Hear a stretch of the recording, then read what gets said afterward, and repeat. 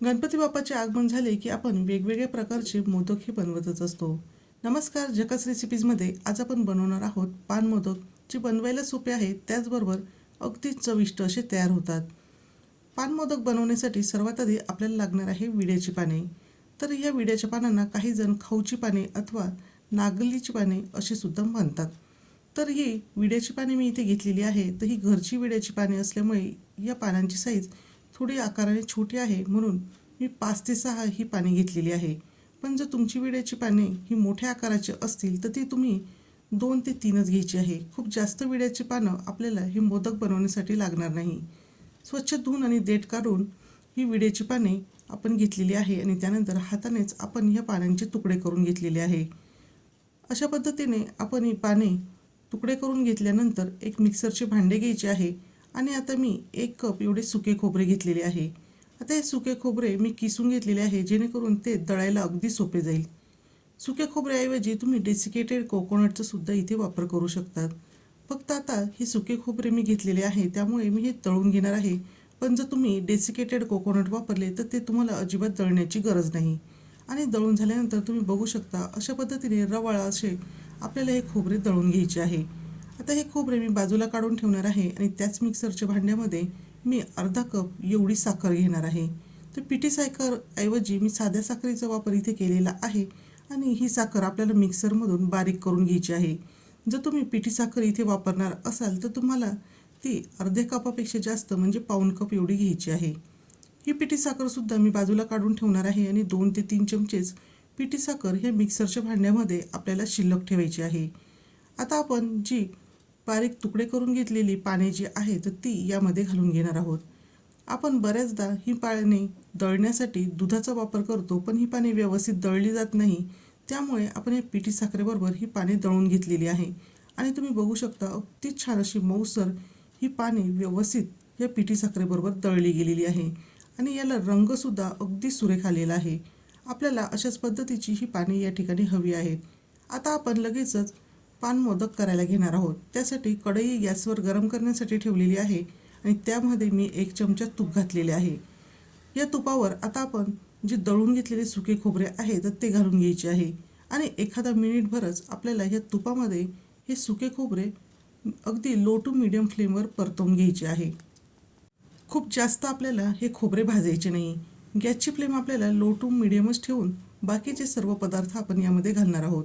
तर यामध्ये मी सुरुवातीला पाव कप एवढे दूध घालणार आहे. तर दूध हे मी दुधावरच्या साईसह यामध्ये वापरणार आहे. जर तुमच्याकडे दुधावरची साई नसेल तर तुम्ही फक्त पाव कप दूध यामध्ये घातले तरीसुद्धा चालणार आहे. यामध्ये मी खूप जास्त दुधाचा वापर करणार नाही, कारण की मिश्रण हे सैल झाल्यानंतर पुन्हा हे मिश्रण घट्ट करण्यासाठी आपल्याला बराच वेळ जाणार आहे. त्यामुळे मी सुरुवातीला अगदी पाव कप दूध यामध्ये घातलेले आहे आणि या खोबऱ्यामध्ये हे दूध खूप छान असे शोषले गेलेले आहे आणि खोबरेसुद्धा हलकेसे नरमसुद्धा झालेले आहे.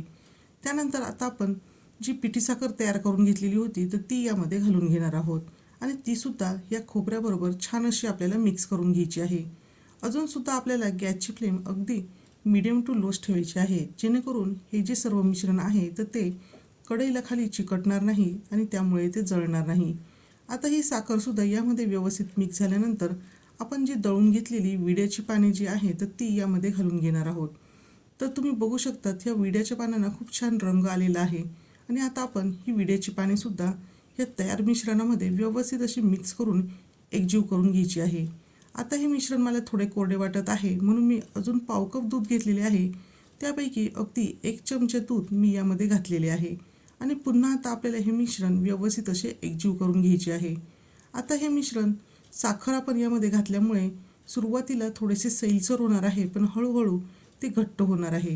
आता या पानमोदकला अजूनच छान असा रंग यावा म्हणून मी अगदी चिमूटभर खाण्याचा रंग यामध्ये घातलेला आहे. खाण्याचा रंग घालणे हे पूर्णपणे ऑप्शनल आहे. तुम्हाला जर नसेल आवडत तर तुम्ही यामध्ये नाही घातला तरीसुद्धा चालणार आहे. त्यानंतर आता या मोदकाला अजून छान अशी चव यावी यासाठी मी यामध्ये पाव कप एवढी मिल्क पावडर घालणार आहे, ज्यामुळे आपल्या ह्या मोदकाची चव अजूनच वाढणार आहे. आता आपण छान असे हे सर्व मिश्रण एकसारखे हलवत राहून घट्टसर असे करून घ्यायचे आहे. साधारणतः 5 ते 6 मिनिटात हे मिश्रण छान असे घट्टसर व्हायला सुरुवात होते आणि आता आपल्याला हे मिश्रण अगदी परफेक्ट असे तयार झाले का नाही हे बघण्यासाठी सुद्धा मी तुम्हाला एक ट्रिक सांगणार आहे, ज्यामुळे तुम्हाला कळेल की हे मिश्रण आपले व्यवस्थित असे घट्ट झाले आहे अथवा सैल आहे. त्यासाठी आता आपल्याला गॅसची फ्लेम अगदी लो ठेवायची आहे आणि ह्या तयार मिश्रणापैकी अगदी छोटासा मिश्रणाचा गोळा या ठिकाणी एखाद्या प्लेटवर घ्यायचा आहे. आणि हे तयार मिश्रण प्लेटवर आपण घालून घेतल्यानंतर त्याला हलकेसे आपल्याला थंड होऊ द्यायचे आहे. तोपर्यंत आपण कढईमधले जे मिश्रण आहे तर ते एकसारखे हलवत राहायचे आहे, जेणेकरून ते जळणार नाही. हलकेसे थंड झाल्यानंतर आता आपण हे मिश्रण गोळा करून बघणार आहोत. तर छान असं याचा गोळा तयार होत आहे, म्हणजेच आपले हे मिश्रण पूर्णपणे तयार झालेले आहे. आता आपल्याला गॅसची फ्लेम बंद करून हे सर्व मिश्रण व्यवस्थित थंड करून घ्यायचे आहे. आपल्याला या मोदकामध्ये स्टफिंग घालून घ्यायची आहे. त्यासाठी मी इथे पान मुखवास घेतलेला आहे, जो पानाचे सामान मिळतो त्या दुकानामध्ये सहजपणे मिळतो अथवा कोणत्याही किराणा स्टोअरमध्ये सुद्धा उपलब्ध असतो. पण जर तुम्हाला हा पान मुखवास मिळाला नाही तर अशा वेळेस तुम्ही विकत मसाला पान हे घेऊ शकतात आणि ह्या मसाला पानामधले जे आतले सारण असते म्हणजे स्टफिंग असते, त्या स्टफिंगचा वापर तुम्ही या मोदकामध्ये नक्कीच करू शकतात. त्यामुळे जरी तुम्हाला पान मुखवास मिळाला नाही तरी आता टेन्शन घेण्याची अजिबात आवश्यकता नाही. आता आपण स्टफिंगसाठी पान मुखवास घेतलेला आहे, त्याचबरोबर आपण जे मिश्रण तयार करून ठेवले होते तर ते पूर्णपणे थंड झालेले आहे. तर तुम्ही बघू शकतात की हे मिश्रण मऊसर नाही, त्यामुळे मी मिक्सरच्या भांड्यामध्ये हे मिश्रण थोडे थोडे करून घालून घेणार आहे. आता हे मिश्रण थोडेसे जास्त असल्यामुळे मी 2 बॅचमध्ये हे मिक्सरमधून फिरवून घेणार आहे. आणि फिरवून झाल्यानंतर तुम्ही बघू शकतात की आधीपेक्षा हे मिश्रण छान असे मऊसर तयार झालेले आहे. आता उरलेले जे मिश्रण आहे तर अशाच पद्धतीने मी मिक्सरमधून हलकेसे फिरवणार आहे. खूप जास्त आपल्याला हे मिक्सरमधून फिरवण्याची गरज नाही, एखाद्या मिनिटभरासाठीच आपण मिक्सरमधून फिरवणार आहोत. त्यानंतर मोदकाच्या साच्याला आपल्याला तूप लावून घ्यायचे आहे आणि हे तयार जे मिश्रण आहे तर ते मोदकाच्या साच्यामध्ये आपल्याला भरून घ्यायचे आहे. आणि बोटाच्या साहाय्याने आपण मोदकाच्या साच्यामध्ये हे सर्व मिश्रण व्यवस्थित असे पसरवून घेणार आहोत आणि याच्या आतमध्ये एक पोकळी तयार करायची आहे, ज्यामध्ये आपल्याला हे जे पानमुखवासचे जे स्टफिंग आहे तर ते भरायचे आहे. जेवढे मावेल तेवढे स्टफिंग भरून झाल्यानंतर पुन्हा आपण पानाचे जे मिश्रण तयार केलेले आहे तर ते यावर व्यवस्थित लावून घ्यायचे आहे आणि थोडेसे आपण हे दाबून मिश्रण भरायचे आहे, जेणेकरून मोदकाला छान असा आकार येईल. आणि या ठिकाणी तुम्ही बघू शकता छान असा आपला पान मोदक तयार झालेला आहे. त्यानंतर तुम्ही अशा पद्धतीचा सुद्धा साचा हे पान मोदक तयार करण्यासाठी वापरू शकतात.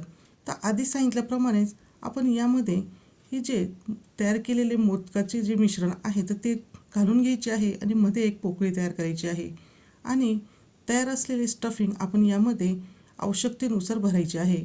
थोडेसे आपल्याला हे जे पानाचे मिश्रण आहे तर ते दाबून या साच्यामध्ये भरायचे आहे, म्हणजे मोदकाला छान असा आपला आकार येणार आहे. आणि हे स्टफिंग भरून झाल्यानंतर पुन्हा मोदकाचे मिश्रण आपण यावर घालून छान असे हे मोदक आपल्याला तयार करायचे आहे. आणि यासुद्धा साच्यामध्ये हे मोदक अगदी छान असे तयार झालेले आहे. पण बऱ्याच वेळेला असे होते की हे मिश्रण पूर्णपणे थंड झाल्यानंतर ते थोड्याफार प्रमाणात कोरडे वाटायला लागते. मग अशा वेळेस आपल्याला हे जे दूध आहे तर त्यापैकी अगदी अर्धा चमचा दूध यामध्ये घालून घ्यायचे आहे आणि हे मिश्रण छान असे मऊसर करायचे आहे. आपल्याला आवश्यकता लागेल तेवढेच दुधाचा वापर यामध्ये आपल्याला करायचा आहे. त्यामुळे अगदी आपल्याला अर्धा अर्धा चमचा करूनच यामध्ये दूध घालून घ्यायचे आहे. त्यानंतर हे मिश्रण अगदी छान असे मऊसर तयार होते आणि पुन्हा आपल्याला अगोदर सांगितल्याप्रमाणे हे मोदक तयार करून घ्यायचे आहे. त्यामुळे जर हे मिश्रण थोडेसे कोरडे झाले तरीसुद्धा आता आपल्याला टेन्शन घेण्याची गरज नाही. आणि त्यानंतरसुद्धा तुम्ही बघू शकतात की हे मोदक खूप छान असे तयार झालेले आहे. आणि याच पद्धतीने मी बाकीचे सुद्धा सर्व मोदक हे तयार करून घेणार आहे. सुरुवातीपासून आतापर्यंत आपल्याला पाव कप आणि 2 चमचे एवढे दूध आत्तापर्यंत लागलेले आहे. याचे प्रमाण आवश्यकतेनुसार थोडेफार कमी जास्त हे होऊ शकते. आणि आता तुम्ही पाहिलेच असेल की हे मोदक करणे अगदी सोपे आहे, त्याचबरोबर अगदी कमी वेळेमध्ये हे मोदक तयार होतात. त्यामुळे तुम्ही ह्या गणपती उत्सवातच नव्हे तर इतर वेळेसुद्धा हवे त्यावेळेस हे मोदक तयार करून खाऊ शकतात आणि चवीलासुद्धा ते अगदी चविष्ट असे तयार होतात. तर या पद्धतीने तुम्हीसुद्धा पान मोदक नक्कीच बनवून बघा आणि ते तुम्हाला कसे वाटले हे कमेंट करून सांगायला विसरू नका. व्हिडिओ आवडले असेल तर व्हिडिओला लाईक करा, शेअर करा आणि झकास रेसिपी चॅनलवर जर नवीन असाल तर झकास रेसिपी चॅनलला सबस्क्राईब करायला विसरू नका. पुन्हा भेटूया अशाच एका छानशा आणि झकास रेसिपीसोबत.